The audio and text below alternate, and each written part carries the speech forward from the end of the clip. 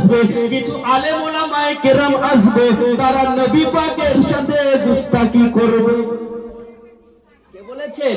আল্লাহ পাক রব্বুল আলামিন বলেন, ওয়া রাফা'না লাকা যিকরাক, হে আমার পয়গম্বর, হে আমার হাবিব, আমি আপনার শানকে বাড়িয়েছি, দুনিয়ার কোন মানুষ ছোট করতে পারবে?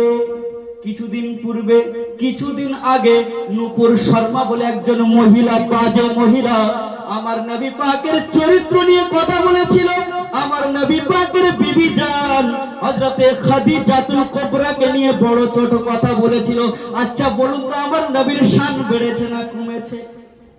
পৃথিবীর মানব জাতি যারা আমার রাসূলকে চিনত না, আর নূপুর শর্মা নবীকে গালি দেওয়ার কারণে সারা বিশ্বের মানুষ জানে মুসলমানদের একটা নেতা রয়েছে, মুহাম্মদুর রাসূলুল্লাহ।